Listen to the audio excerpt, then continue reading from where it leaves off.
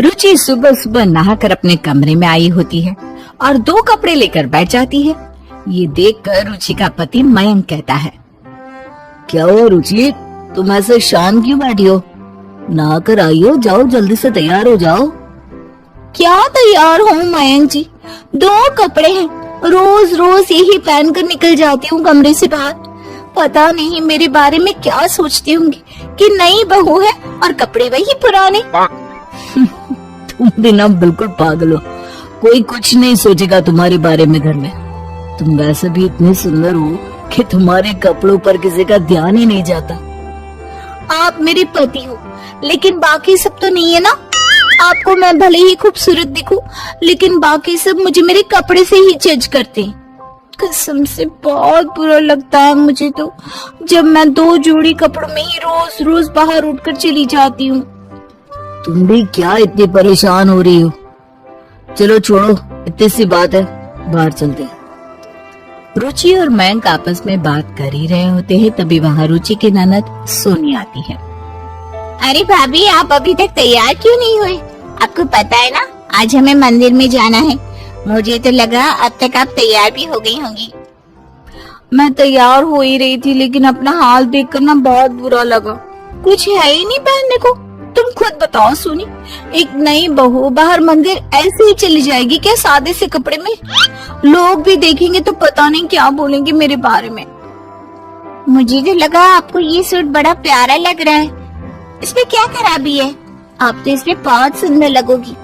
उस दिन देखा था मैंने, आप इसमें ना बहुत अच्छी लग रही थी, यही पहन लो।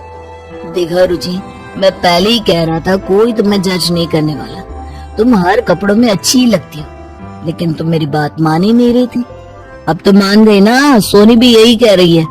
चलो अब इतना ज्यादा मत सोचो, जल्दी से तैयार हो जाओ वरना तुम ही लेट हो जाओगी और बाद में बोलोगी मैं लेट हो गई। मैं नहीं जा रही कहीं। आप दोनों भाई बहन को तो मेरा दुख दिखता ही नहीं है। अरे नहीं बहू ऐसे कुछ भी पहन के चली जाए तो लोग तो बातें बनाएंगे ना। आप लोगों को तो फर्क पड़ेगा नहीं। मैं नहीं जा रही आपके साथ, जिसको जाना है खुद चले जाओ। अरे तुम तो गुस्सा हो गई। मैं ये बोल रहा था कि अभी चलो, मैं तुम्हें फिर नए कपड़े दिला दूंगा। जो तुम बोलोगी वो दिलाऊंगा, तब तो कोई परेशानी नहीं होगी ना। भैया कपड़े तो दिला ही रहे, और रही बात अभी क्या पहनने की, तो मेरे पास ना एक नया सूट पड़ा है, मैंने कभी नहीं पहना। शायद वो आपके लिए ही बना था। अभी मैं वो लेकर आती हूँ, आप वो पहन लेना, फिर तो कोई दिक्कत नहीं ना आपको। आप लोग इतना बोल रहे हो तो फिर मुझे क्या परेशानी होगी। ठीक है मैं चल लेती हूँ, लेकिन याद से मयंक जी मुझे दिला देना नया सूट।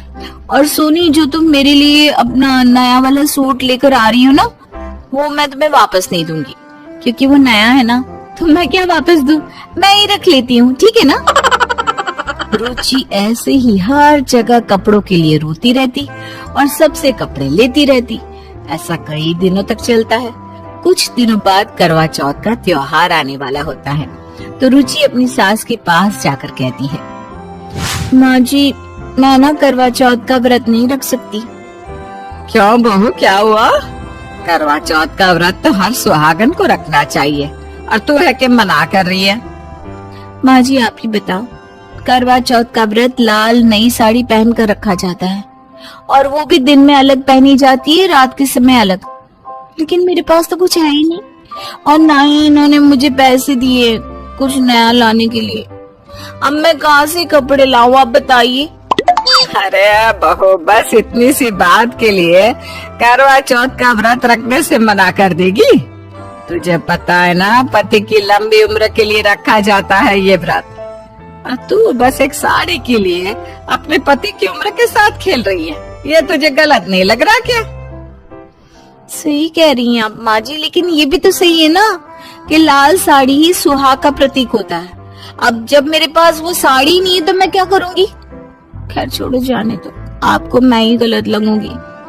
अरे ठीक है, अब कपड़ों का रोना मत रो। अगर तेरे को लाल साड़ी चाहिए ना तो मैं दिला दूंगी, लेकिन तू मेरे बेटे के लिए करवा चौथ का व्रत जरूर रखेगी, क्योंकि मैं नहीं चाहती कि मेरी बहू और लोगों से अलग जाए।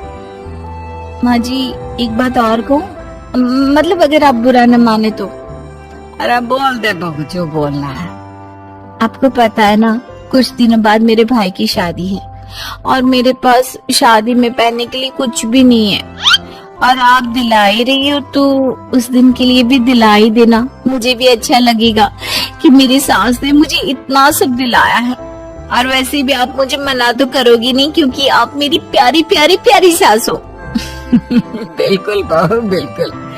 इंसान को कैसे मनाना है ये सब तो कोई तुझसे सीखे, क्योंकि पहले तो तू कपड़े के लिए रो रही थी और कपड़े मिल गए तो सीधा सर पर चढ़कर अपनी भाई की शादी के लिए कपड़ा मांग रही है। तुझे पता है ये सब कितना महंगा आता है, और तू एक में तो मानने वाली है नहीं। माँ जी, अब आप बताओ, महंगी सस्ती के चक्कर को देखकर मैं अपने भाई की शादी में कुछ अच्छा पहनूं ही ना।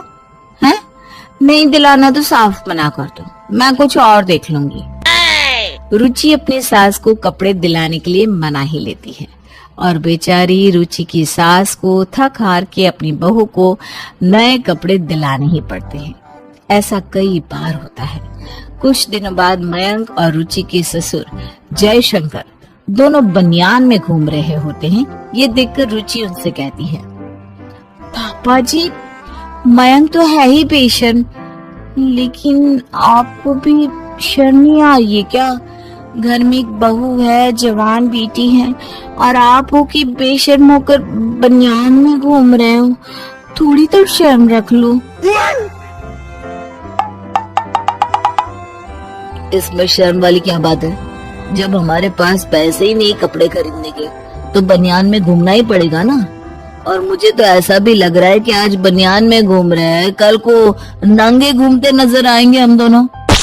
आप दोनों बैंक में अच्छी नौकरी करते हो और इतने पैसे कमा लेते हो कि कोई मांगने आ जाए तो देते थक जाओ, पर पैसे कम ना हो। और आप दोनों ये कह रहे हो कि पैसे नहीं है। अरे पागल किसे बना रहे हो? मैं भी इसी घर में रहती हूँ, सब देखती हूँ। बहू, मयंक बेटा गलत काम बोल रहा है। अब तुम खुद बताओ, सारे पैसे तो तुम्हारे नए नए कपड़े खरीदने में चले जाते हैं, फिर भी तुम्हारा रोना बंद नहीं होता। और हम यहाँ 2 शर्ट में पूरा महीना गुजार ले, फिर भी कभी शिकायत नहीं करते। और अब तो वो खरीदने तक के पैसा नहीं है। कोई बात नहीं रुचि, तुम इतना परेशान मत हो। हमारा क्या है, हम तो अपना काम बनियान में भी चला लेंगे, लेकिन हम तुम्हें ना रोज नए कपड़े दिलाएंगे। बिल्कुल, अब तो कोई परेशानी नहीं है ना तुम्हें। और अगर है तो पहले बता देना, हम बनियान पहनना भी छोड़ देंगे अब। अपने पति और ससुर की बात सुनकर रुचि का मुंह बंद हो जाता है और वो चुपचाप अपने कमरे में चली जाती है।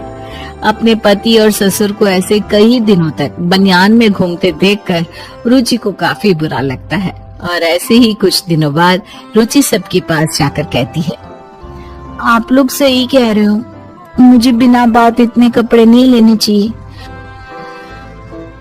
मैंने सारी अलमारियां भर दी, फिर भी मेरे नए कपड़े लेने का भूत नहीं उतरा। मुझे माफ कर दो, अब आगे से ऐसे कभी नहीं करूंगी।